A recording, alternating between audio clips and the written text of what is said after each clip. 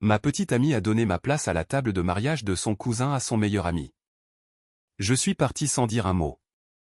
J'ai 31 ans, elle en a 28. Nous étions ensemble depuis 8 mois. Toute cette situation me trotte encore dans la tête, alors j'ai pensé obtenir un point de vue de personnes qui n'étaient pas là, et qui n'ont aucun intérêt dans l'affaire. Parfois, on a besoin d'étrangers sur Internet pour confirmer qu'on ne devient pas fou. Et croyez-moi, après ce qui s'est passé, je commençais à remettre en question tout ce que je croyais savoir sur la façon de comprendre les gens. Alors, j'avais rencontré Brock il y a environ 8 mois quand tout a capoté. Nous sommes rencontrés par le biais d'amis communs à un barbecue en mars, et les choses ont progressé assez naturellement à partir de là. Elle était intelligente, ambitieuse, travaillait comme coordinatrice d'événements pour une organisation à but non lucratif du centre-ville qui faisait du développement communautaire. Nous avions une bonne alchimie, un sens de l'humour similaire, et elle semblait réellement intéressée à construire quelque chose de réel. Du moins, c'est ce que je pensais à l'époque. Les premiers mois ont été formidables. Nous avons fait toutes les choses normales d'une relation naissante, des dîners dans des endroits qu'aucun d'eux nous ne pouvait vraiment se permettre. Mais où nous allions quand même, des films où nous partagions du popcorn et nous disputions sur les bandes annonces. Qui avait l'air bien, des randonnées le week-end quand le temps était clément. Elle a rencontré ma famille assez tôt, car c'est comme ça que je fonctionne. Si je suis sérieux avec quelqu'un, cette personne rencontrera les gens qui comptent pour moi. Ma mère l'a adoré tout de suite. Elle m'envoyait des SMS après ce premier dîner pour me dire à quel point elle était polie et jolie. Mon frère Ryan a dit qu'elle avait l'air solide, ce qui pour lui est pratiquement un éloge dithyrambique. Tout le monde était optimiste quant à la direction que prenaient les choses. En y repensant maintenant, avec des yeux plus clairs, il y avait des signes que j'aurais probablement dû saisir plus tôt. De petites choses qui ne semblaient pas grand-chose isolément, mais qui formaient une image assez claire quand on les empilait tout ensemble. La façon dont elle inclinait son téléphone loin d'eux. Moi quand certains messages arrivaient, inclinant l'écran juste assez pour que je ne puisse pas voir qui lui envoyait des messages. La façon dont elle acquérait cette énergie spécifique, cette lueur dans son expression chaque fois qu'elle parlait de ses jours d'université. Le fait qu'après 8 mois de fréquentation, je n'avais toujours pas rencontré la plupart de ses amis proches, même si elle avait rencontré tous les miens plusieurs fois. Il y avait aussi la façon dont elle parlait de son passé. La plupart du temps, c'était vague, superficiel, des choses qu'elle passait rapidement. Mais chaque fois que le sujet de ses années universitaires surgissait, elle devenait presque nostalgique, mélancolique, comme si elle se souvenait de quelque chose de précieux qu'elle avait perdu. Je lui ai demandé une fois à ce sujet, et elle a simplement dit que c'était parmi les meilleures années de sa vie. Je n'ai pas insisté sur les détails. J'aurais probablement dû, mais je m'avance un peu. Permettez-moi de vous raconter le mariage qui a tout gâché. Le week-end dernier.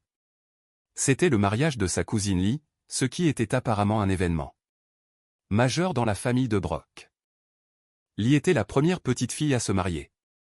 Alors toute la famille élargie le traitait comme un couronnement royal. Les tantes venaient de tout le pays, les oncles dépoussiéraient des costumes qu'ils n'avaient pas portés depuis une décennie. La grand-mère, qui avait apparemment des opinions sur tout, était transportée en fauteuil roulant comme une reine. Toute la production. Brock avait parlé de ce mariage pendant des semaines. En fait, des semaines, c'est un euphémisme. Elle était stressée par chaque détail.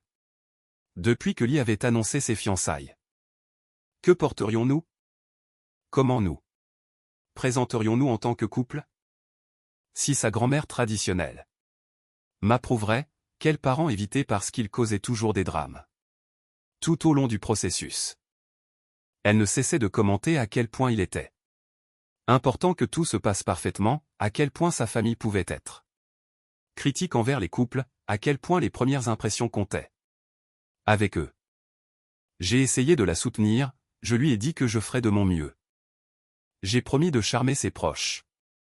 Je me suis proposé d'aider avec tout ce dont elle avait besoin avant le grand jour.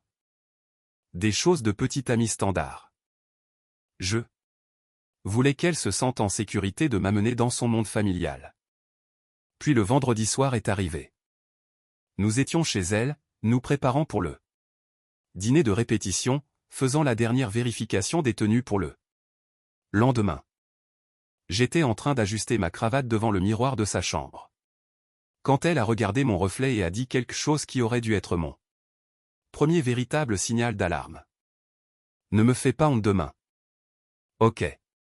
Je me souviens m'être arrêté, ma cravate à moitié faite, essayant de comprendre. Comment prendre ça? Ne pas la faire honte. Nous étions ensemble depuis 8 mois. J'avais rencontré ses parents 2 fois, et les 2 dîners s'étaient bien passés. J'avais eu une excellente conversation avec sa sœur sur les destinations de voyage. Je pensais que nous avions dépassé la phase s'il vous plaît, ne me mettez pas dans l'embarras de la relation. Je pensais qu'elle me faisait déjà confiance, mais j'ai laissé tomber. J'ai mis ça sur le compte du stress du mariage et de la pression familiale. Je me suis dit qu'elle ne le pensait pas comme ça sonnait. C'est ce qui arrive quand on ignore les signaux d'alarme. On devient très doué pour trouver des excuses aux gens quand on veut que les choses fonctionnent. On se raconte des histoires qui justifient l'inconfort, parce que l'alternative est d'admettre que quelque chose pourrait être fondamentalement faux. Le samedi matin, le temps est radieux et ensoleillé. Un temps parfait pour un mariage. Nous nous sommes rendus à ce magnifique lieu à environ 40 minutes de la ville. Une ancienne propriété viticole transformée en espace événementiel, des collines ondulantes couvertes de vignes, des guirlandes lumineuses partout, des tentes blanches installées pour l'heure du cocktail. Tout le fantasme coûteux. Qui coûtait probablement plus que mon salaire annuel. Brooke était pleine d'énergie nerveuse pendant tout le trajet. Elle tripotait sa robe sur le siège passager, vérifiait son maquillage dans le miroir du pare-soleil toutes les 30 secondes, arrangeait ses cheveux, puis les arrangeait à nouveau, passait en revue la liste des invités, me disant qui impressionnait et qui évitait. Je me suis approché et lui ai serré la main plusieurs fois pour essayer de la calmer. Elle a à peine semblé le remarquer. Son esprit était ailleurs. Nous nous sommes garés et sommes entrés dans la salle de réception où le plan de table était affiché sur un grand tableau élégant près de l'entrée. Du papier crème avec une calligraphie dorée, numérotant chaque invité et sa table. Attribué. Très chic. Les invités déambulaient, cherchant leur table, saluant les membres de la famille qu'ils n'avaient pas vus depuis des mois ou des années. Des choses de mariage normales. Il y avait un bourdonnement d'excitation dans l'air. Tout le monde vêtu de ses plus beaux atours. Je commence à scanner le plan pour nos noms, essayant de localiser où nous nous assoirions pour la réception après la cérémonie. La famille de Brooke était apparemment traditionnelle sur ces choses, avec des tables spécifiques pour la famille immédiate, la famille élargie, les amis proches, puis des cercles extérieurs de connaissances. C'est alors que Brooke m'a posé la main sur le bras et a dit « Oh, en fait, je dois te dire quelque chose. » La façon dont elle l'a dit m'a retourné l'estomac. Rien de bon ne suit cette phrase. D'après mon expérience, je dois te dire quelque chose, signifie généralement que quelqu'un est sur le point de vous annoncer une nouvelle qu'il sait que vous n'aimerez pas et qu'il a repoussée. Je trouve notre table sur le plan. Table 7, juste devant, près de la table d'honneur où les mariés s'assoiraient. Bon emplacement. Territoire de table familial, mais quelque chose ne va pas. Il n'y a qu'un seul marque-place avec le nom de Brooke. Juste à côté, il y a un marque-place qui dit Tyler Reeves. Il n'y a pas de marque-place pour moi à cette table. Tyler Reeves. J'avais beaucoup entendu parler de Tyler au cours des 8 derniers mois. Il était le meilleur ami de Brooke de l'université, un entraîneur personnel qui avait une petite salle de sport de l'autre côté de la ville. Il s'envoyait des SMS constamment, comme matin, midi et soir. Je serais assis avec Brooke, regardant un film, et son téléphone vibrerait, et elle sourirait à l'écran de cette manière particulière avant de répondre à chaque fois comme une horloge. Je n'avais jamais rencontré le type en personne, mais selon Brooke, il était juste un ami très proche qui la comprenait d'une manière que la plupart des gens n'avaient pas. Ils avaient cette connexion profonde depuis leurs années universitaires qu'elle valorisait énormément, un lien qui transcendait l'amitié normale, ou du moins c'est comme ça qu'elle le décrivait chaque fois que son nom apparaissait dans la conversation. Chaque fois que Tyler apparaissait dans une conversation, elle avait ce regard dans les yeux, cette douceur, cette chaleur que je remarquais, mais que je ne commentais jamais. Je pensais que j'étais paranoïaque.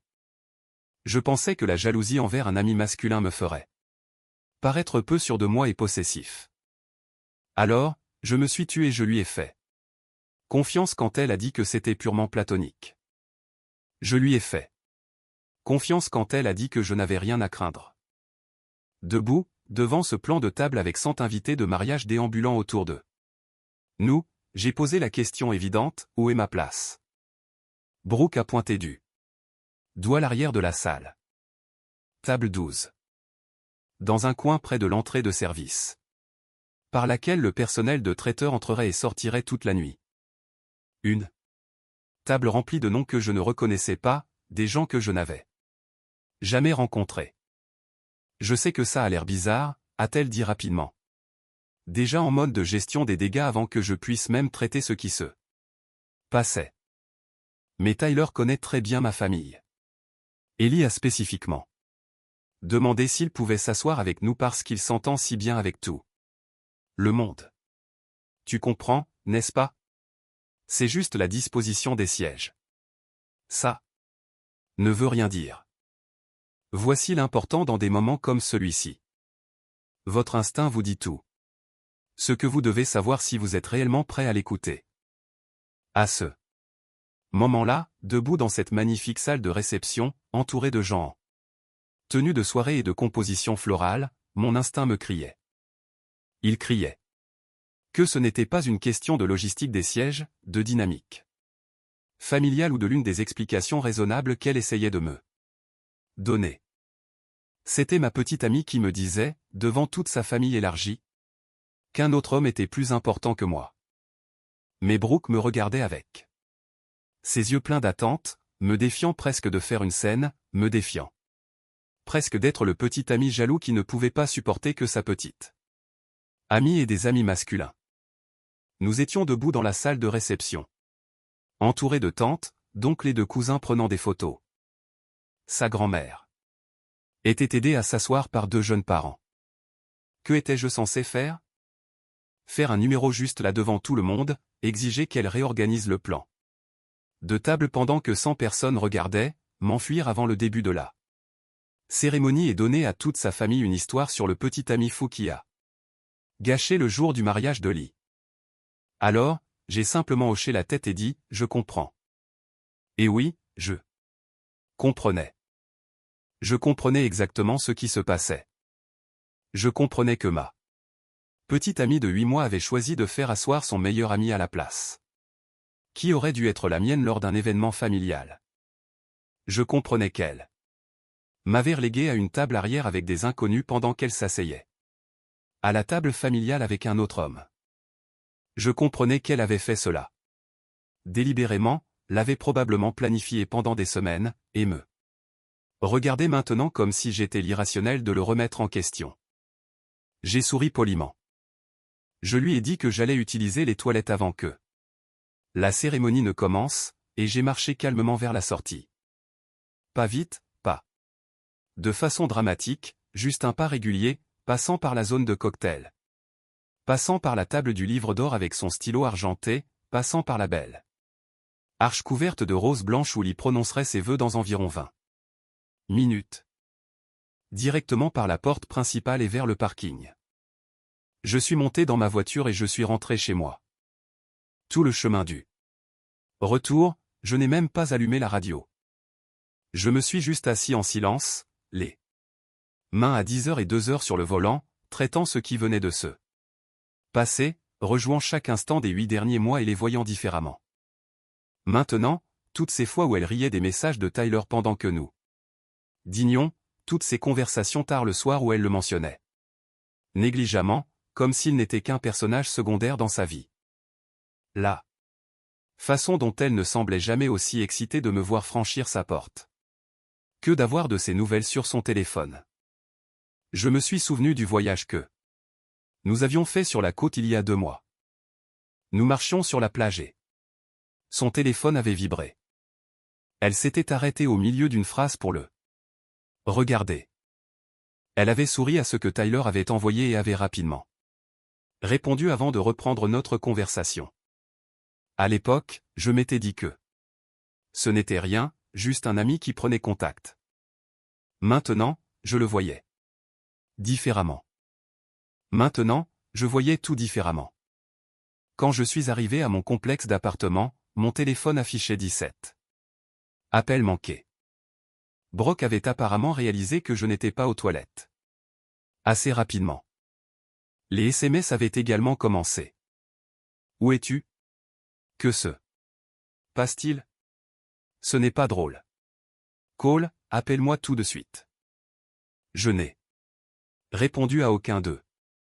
Je suis simplement entré dans mon appartement, je me suis assis sur mon canapé et j'ai fixé le mur pendant environ 1 heure. L'important, cependant, est ceci. Je ne crois pas que j'étais en colère. La colère aurait signifié que j'étais surpris, et honnêtement, je n'étais pas vraiment surpris. Pas au fond de moi. C'était juste clair. Vous connaissez ce sentiment quand quelqu'un vous montre exactement quelle est votre place avec lui.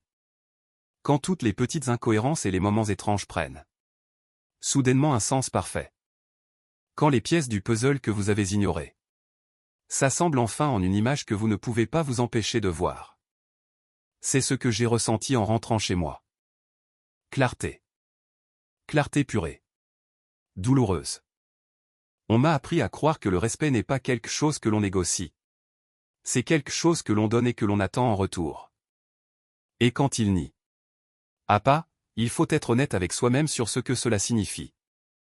Quand quelqu'un vous rabaisse publiquement, surtout lors de son propre événement familial, il vous dit, à vous et à tous ceux qui regardent, exactement à quel point vous comptez pour eux. Mon père avait l'habitude de dire, si quelqu'un vous montre qui il est, croyez-le la première fois. N'attendez pas qu'il vous le montre 2 fois. Ne trouvez pas d'excuses. Je l'ai cru. Édition, je ne m'attendais pas à ce que ce post devienne si viral. En lisant toutes les réponses, je le réalise maintenant.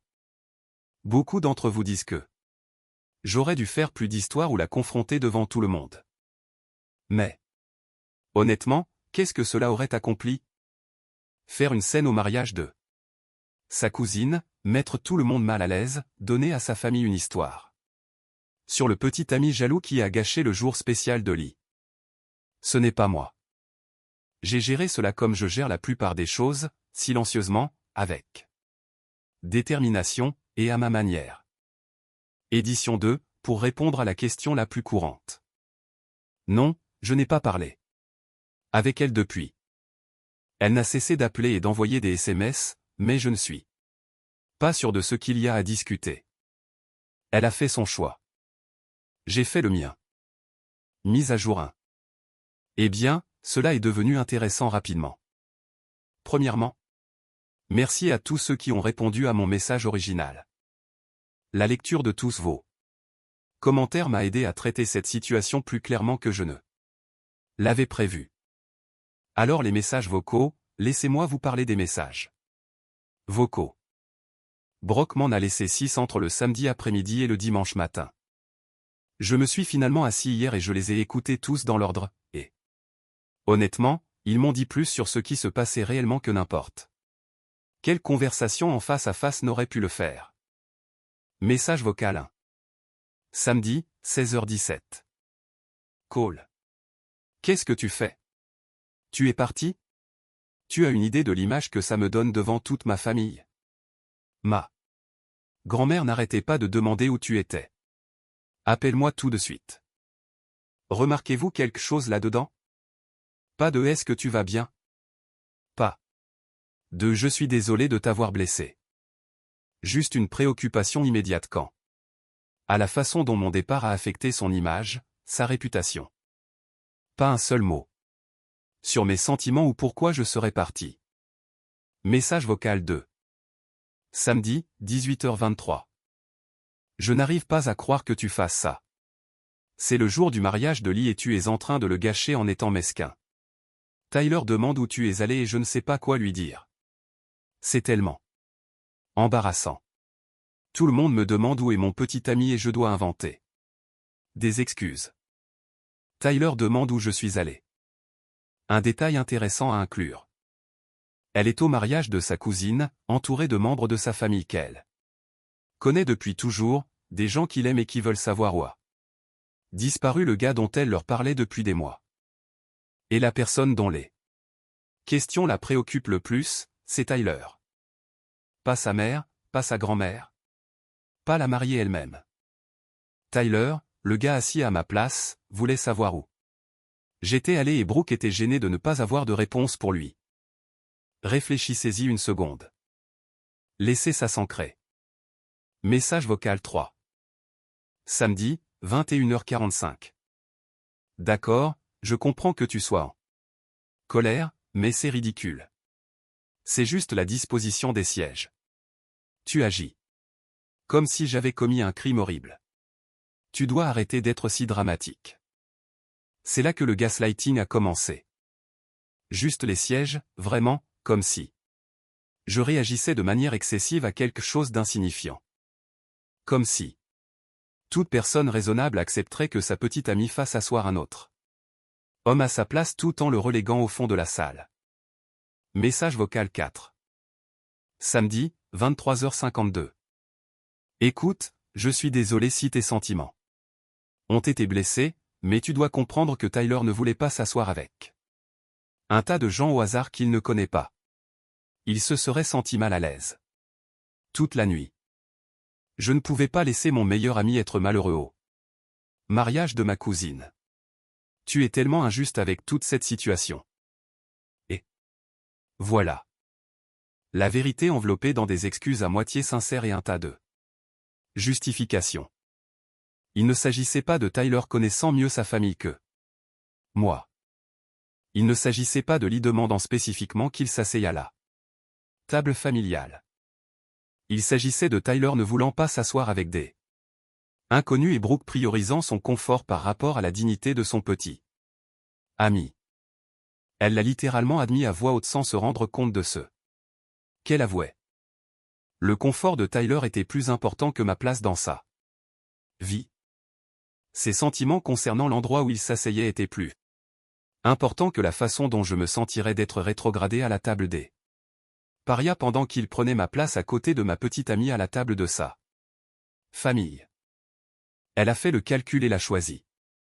Puis elle m'a traité d'injuste. D'avoir un problème avec ça.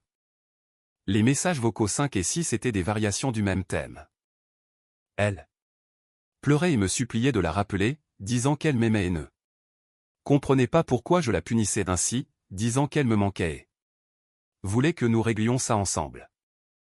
Mais voilà ce qui m'a frappé dans ces 2 derniers messages, ce qui résonnait dans ma tête bien après que je les ai supprimés. En 8 mois de fréquentation, Brooke ne m'avait jamais dit qu'elle m'aimait.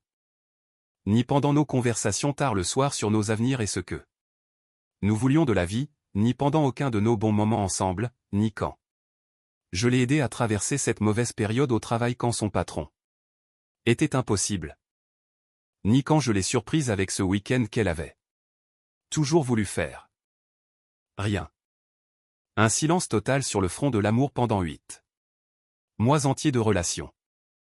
Mais elle le dit pour la première fois dans un message vocal, un message vocal désespéré à presque minuit où elle essaie de me manipuler pour que j'oublie d'avoir été publiquement humilié devant 100 personnes. Le premier, je t'aime, que j'ai entendu d'elle était une monnaie d'échange, pas une expression authentique de ce qu'elle ressentait. C'était un outil qu'elle a sorti quand elle a réalisé que ses tactiques habituelles ne fonctionnaient pas. Cela m'a dit tout ce que je devais savoir sur la réalité de ces mots. J'ai réfléchi au schéma depuis que cela s'est produit. Toutes les choses que j'ai ignorées ou que j'ai choisi d'ignorer. La façon dont elle priorisait toujours les opinions de Tyler lorsqu'elle prenait des décisions. Comment ces messages étaient constants au point que j'avais l'impression de perturber leur conversation juste en étant dans la pièce. Comment son visage s'illuminait quand son nom apparaissait sur son téléphone, d'une manière qui ne se produisait jamais avec le mien. Je n'étais pas son petit ami en compétition avec son meilleur ami. J'étais son option sûre, gérée autour de sa véritable priorité. Mon frère Ryan a appelé hier. Il est pompier et marié depuis 6 ans à une femme qui le traite comme s'il était le seul homme sur Terre. Il sait ce qu'est une véritable relation de couple. Tu as fait ce qu'il fallait, frère, a-t-il dit. Ce genre de manque de respect ne s'améliore pas. Il empire. Il a raison. Il ne s'agissait pas d'un simple arrangement de siège. Il s'agissait de quelqu'un qui me montrait exactement quelle était ma place dans sa vie. Oh, et la cousine de Brooke, Lee, m'a appelé ce matin. Cela va faire l'objet d'une conversation séparée. Édition, pour ceux qui demandent si je vais rappeler Brooke, non. Quel serait l'intérêt? Édition 2, Lee veut que nous nous rencontrions pour un café demain. Elle a dit qu'il y a des choses sur Brooke et Tyler que je devrais savoir. Deuxième mise à jour, Lee et moi avons pris ce café hier, et maintenant tout a beaucoup plus de sens. Des pièces que je ne savais même pas qu'il manquait sont soudainement emboîtées. Nous nous sommes rencontrés dans ce petit café près de mon bureau. Un terrain neutre pour nous deux.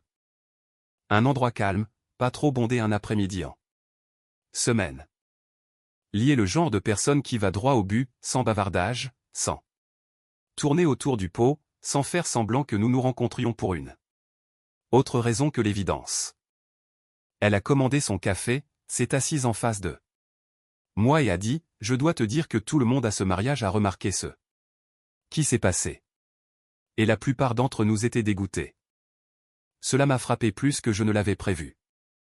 J'avais passé les derniers jours à douter de moi-même, à me demander si j'avais peut-être réagi de manière excessive, si peut-être partir sans rien dire était trop dramatique, si peut-être j'aurais dû tenir le coup et m'asseoir à la table douce comme un bon sportif. Entendre que d'autres personnes ont vu ce que j'ai vu, que ce n'était pas seulement dans ma tête, que des observateurs objectifs pensaient que son comportement était déplacé, c'était une validation dont je ne savais pas que j'avais besoin. Puis Lee a lâché la première bombe. Il s'avère qu'elle avait spécifiquement dit à Brooke qu'elle voulait que je sois à la table familiale. Lee était ravi de enfin rencontrer le gars dont sa cousine parlait avec enthousiasme depuis des mois. Brooke m'avait souvent mentionné lors de réunions de famille, elle avait parlé de notre relation, elle avait fait en sorte que les choses semblent sérieuses et qu'elle se dirigeait vers quelque chose de réel. Lee voulait me souhaiter la bienvenue dans la famille correctement en tant que marié. Brooke m'a menti. Elle m'a menti effrontément en disant que Lee avait demandé à Tyler de s'asseoir avec la famille. Cela n'a jamais été le plan. Ce n'a jamais été la demande de quiconque, sauf celle de Brooke elle-même. C'était une décision entièrement la sienne, prise délibérément, probablement planifiée pendant des semaines et exécutée sans aucune considération pour la façon dont cela me ferait me sentir ou me ferait paraître. Mais voici le vrai problème, ce qui a tout mis en place et a expliqué les 8 derniers mois mieux que toute autre chose. Lee m'a dit que tout le monde dans sa famille sait que Brooke et Tyler sont sortis ensemble à l'université.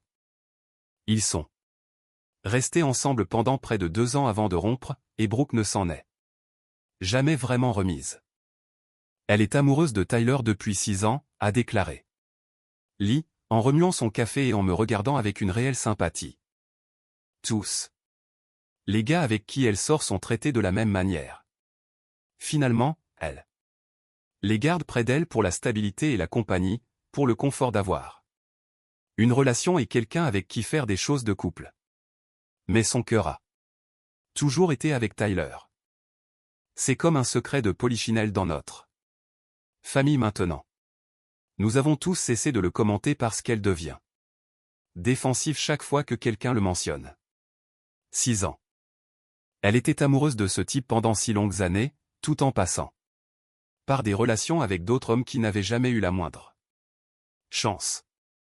J'étais simplement le dernier d'une longue liste de substituts, des gars qui remplissaient un but dans sa vie, qui lui fournissaient l'expérience relationnelle qu'elle voulait en attendant que Tyler décide enfin qu'il la voulait en retour. Lee a dit que voir Brooke choisir le confort de Tyler plutôt que ma dignité au mariage lui faisait mal. Elle pouvait voir à quel point cela me faisait mal, même si j'ai essayé de garder mon calme, la façon dont je l'ai simplement accepté en silence, puis j'ai disparu.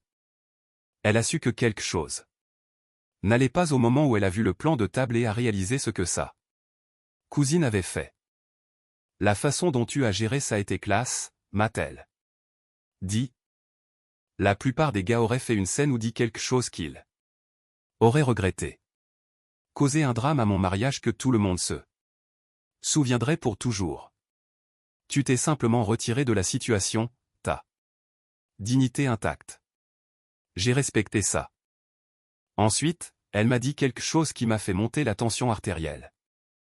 Brooke a raconté à toute la famille que j'avais réagi de manière excessive et que j'étais parti parce que j'étais jaloux qu'elle ait des amis masculins, que j'étais peu sûr de moi et possessif, et que je ne pouvais pas gérer qu'elle ait une amitié proche avec un autre gars.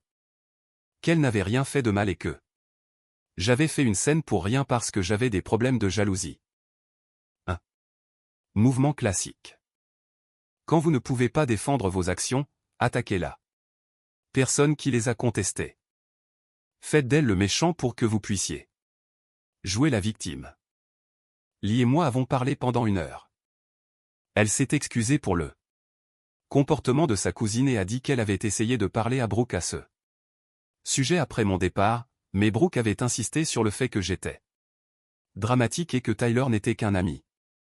Je suis rentré chez moi après ce café. En me sentant justifié, mais aussi triste pour le temps que j'avais perdu, ignorant les signes avant-coureurs évidents. 8 mois à construire quelque chose que je pensais réel, seulement pour découvrir que je ne faisais que chauffer le siège. Puis, hier soir, Brooke s'est présentée à mon appartement avec Tyler. J'ai entendu frapper vers 19h, 3 coups secs à ma porte. Je n'attendais personne, alors j'ai d'abord regardé par le Judas, et ils étaient tous les deux là, debout dans mon couloir, comme une sorte d'équipe d'intervention. Brooke portait la robe qu'elle avait mise lors de notre 3e rendez-vous, le bleu, que j'avais complimenté. Probablement un choix délibéré, essayant d'activer un souvenir positif. Tyler était derrière elle, avec une expression qui disait qu'il préférerait être littéralement n'importe où ailleurs sur Terre. Les mains dans les poches, les épaules voûtées, les yeux fixés sur la moquette du couloir. J'ai ouvert la porte, mais je ne les ai pas invités à entrer. Je suis juste resté dans l'embrasure et j'ai attendu.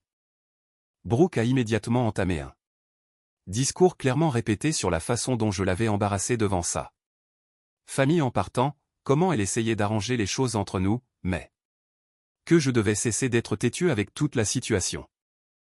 Elle parlait vite, s'arrêtant à peine pour respirer entre les phrases, comme si elle avait pratiqué ce monologue dans la voiture en venant, et qu'elle voulait le terminer avant que je ne puisse l'interrompre. Elle a parlé de la difficulté de ces derniers jours. Pour elle. Comment sa famille n'arrêtait pas de poser des questions sur moi. Comment elle avait pleuré toutes les nuits en se demandant ce qu'elle avait fait de mal, comment elle voulait juste que les choses redeviennent normales. Je l'ai laissé finir chaque mot. Je ne l'ai pas interrompu, je n'ai pas discuté, je ne me suis pas défendu ni n'ai expliqué ma version des faits. Je suis juste resté dans l'embrasure de la porte et je l'ai écouté expliquer. Pendant environ 3 bonnes minutes pourquoi j'avais tort de me sentir blessé. Parce qu'elle avait fait. Pourquoi j'avais besoin d'être plus compréhensif. Pourquoi je réagissais de manière excessive et faisais tout un drame pour rien. Quand elle a finalement eu le souffle coupé, j'ai regardé au-delà d'elle, vers Tyler, croisant son regard pour la première fois depuis que j'avais ouvert la porte. Je dois te poser une question directement, ai-je dit. Toi et Brooke, êtes-vous juste amis? Brooke a immédiatement interrompu, sans lui laisser la chance de répondre. Lui-même. Bien sûr que nous ne sommes que des amis. Quel genre de question? Est-ce? Tyler, dis-lui. Dis-lui qu'il n'y a rien entre nous. Dis-lui qu'il est ridicule. Mais j'ai levé la main et j'ai gardé les yeux fixés sur le visage de Tyler. Je veux l'entendre de sa part.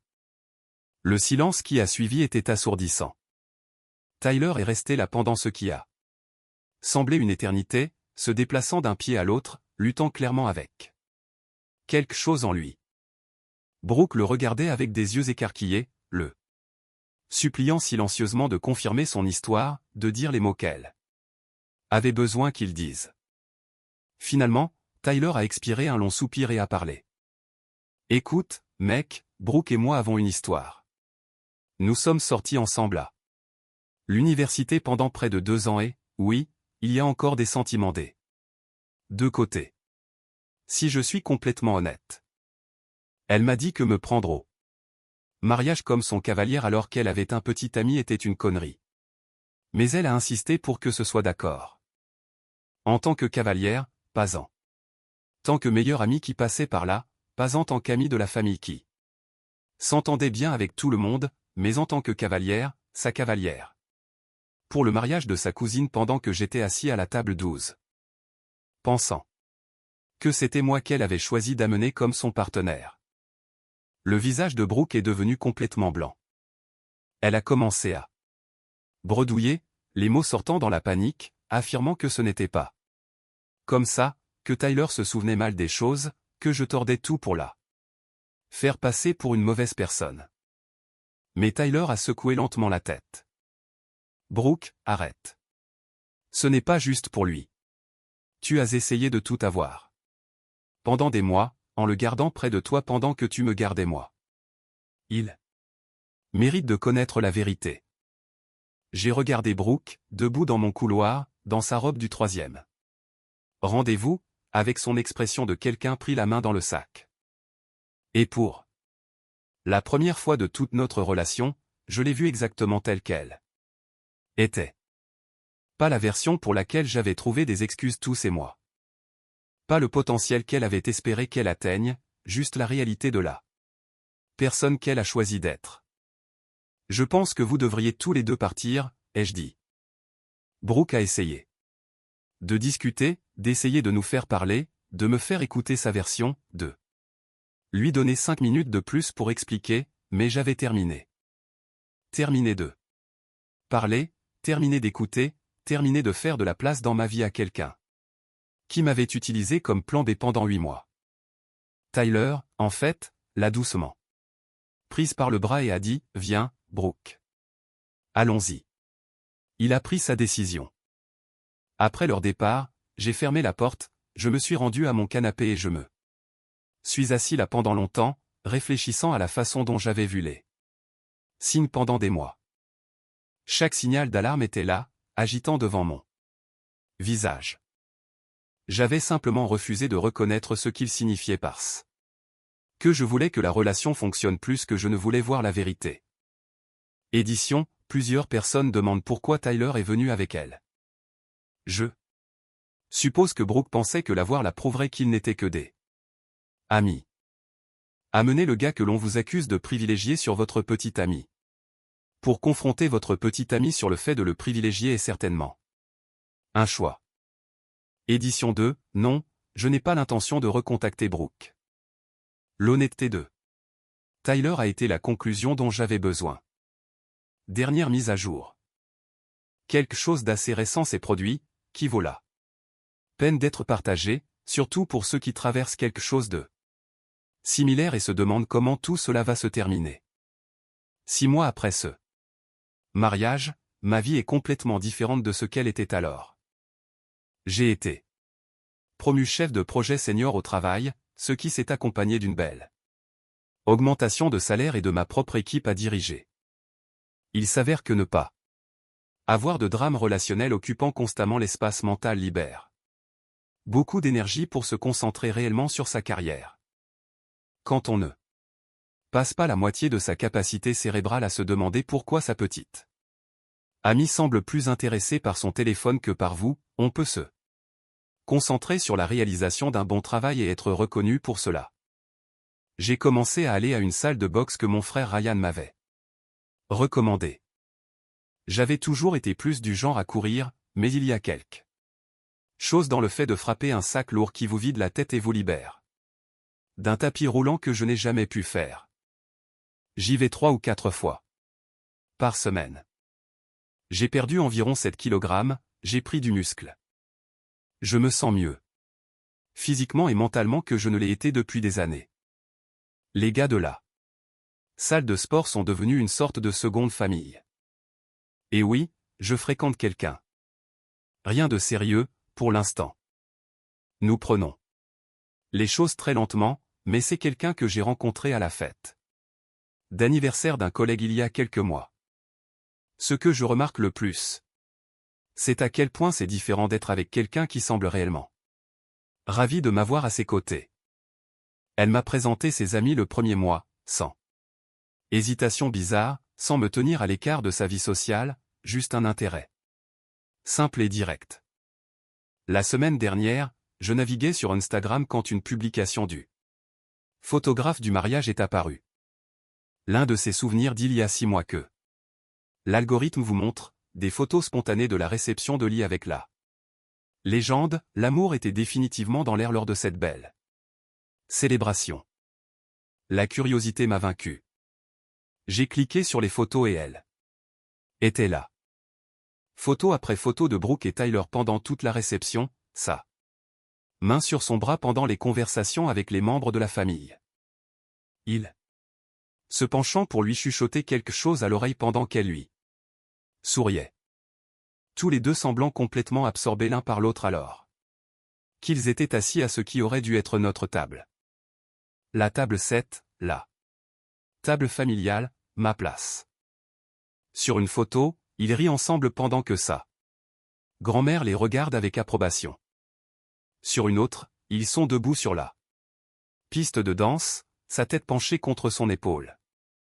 Ils avaient l'air d'un couple, ils avaient l'air d'être faits l'un pour l'autre. Ils avaient l'air exactement de ce qu'ils étaient. Mais ce qui m'a vraiment frappé, ce sont les commentaires des autres invités du mariage sous la publication. Belle cérémonie. Où était le petit ami de Brooke? Je le cherchais à la table familiale. Tyler et Brooke avaient l'air si heureux ensemble. Enfin officiel. Je me demandais si Brooke avait amené un cavalier. Je ne l'ai vu qu'avec Tyler toute la nuit. Tout le monde à ce mariage savait exactement ce qui se passait.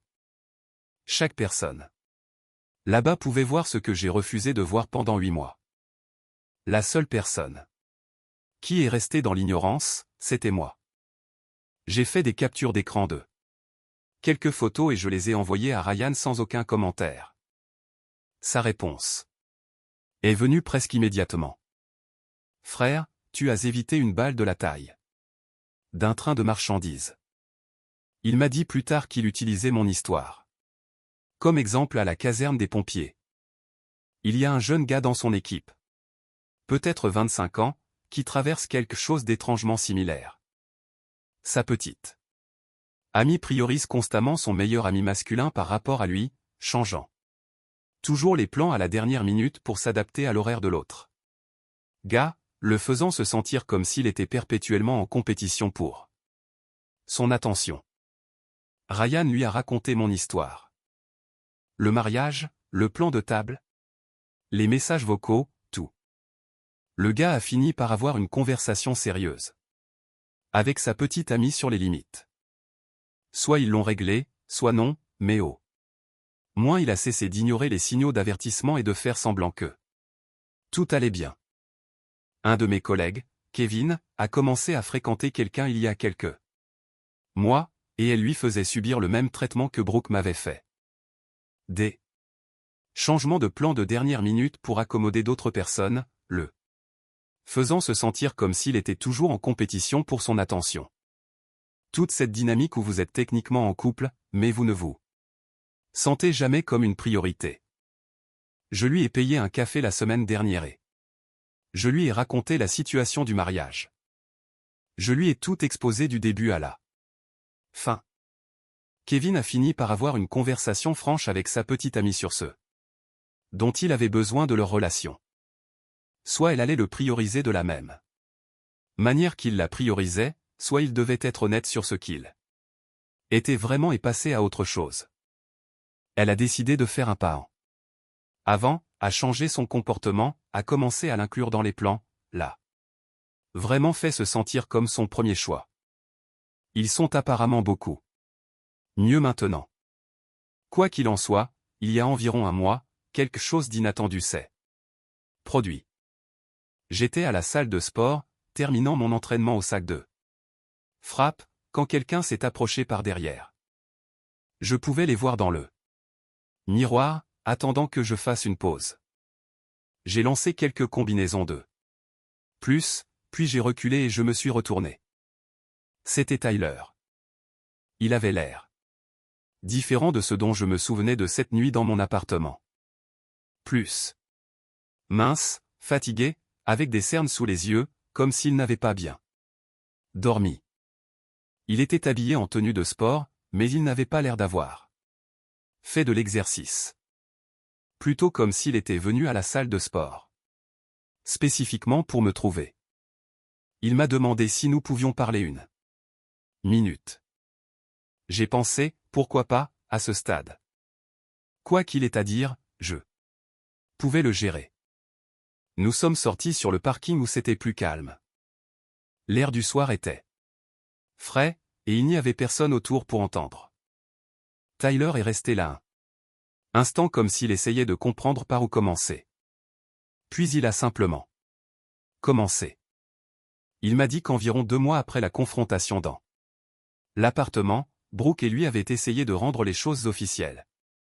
Ils tournaient autour du pot depuis 6 ans, toujours l'un autour de l'autre sans s'engager pleinement.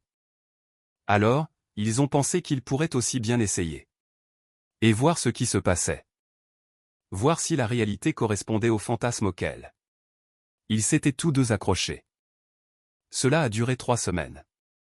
Il s'avère que le fantasme était bien meilleur que la réalité. Une fois qu'ils étaient réellement ensemble, une fois que la chasse était terminée et qu'ils n'étaient plus que 2 personnes dans une relation, toute la tension et l'excitation se sont évanouies. Tyler a dit qu'il avait réalisé assez rapidement que Brooke n'était pas réellement amoureuse de lui. Elle était amoureuse de l'idée de lui, la version de lui qu'elle avait construite dans sa tête pendant 6 ans de désir et d'attente.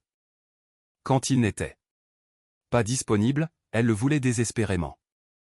Quand il était là tous les jours, elle a commencé à trouver des problèmes avec tout ce qu'il faisait. Rien n'était assez bon. Rien ne correspondait au fantasme. Elle a commencé à me comparer à toi, a dit Tyler en secouant la tête comme s'il ne pouvait toujours pas le croire. Elle n'arrêtait pas de dire que tu aurais fait ça différemment, ou que tu étais plus fiable sur ça. Tu aurais mémorisé sa commande de café. Tu aurais répondu plus vite aux messages. Je pensais, attends, le gars que tu as mis de côté pour que je puisse m'asseoir à la table familiale. Ce gars-là. Je ne savais pas quoi dire à cela. Tyler a dit qu'il avait mis fin à la relation et Brooke ne l'avait pas bien pris. La dernière chose qu'il savait, c'est qu'elle avait déménagé dans une autre ville pour prendre un nouveau départ. Nouveau travail, nouvel appartement, de nouvelles personnes à fréquenter pour les utiliser comme substitut. Il sait d'eux. Nouveau excusé pour toute la situation du mariage. Il a dit qu'il aurait dû me dire la vérité dès le début au lieu de suivre les plans de Brooke. Je lui ai dit que j'appréciais son honnêteté dans mon appartement cette nuit-là. C'était la seule raison pour laquelle j'avais obtenu une vraie conclusion. Nous nous sommes serré la main et il est allé s'entraîner.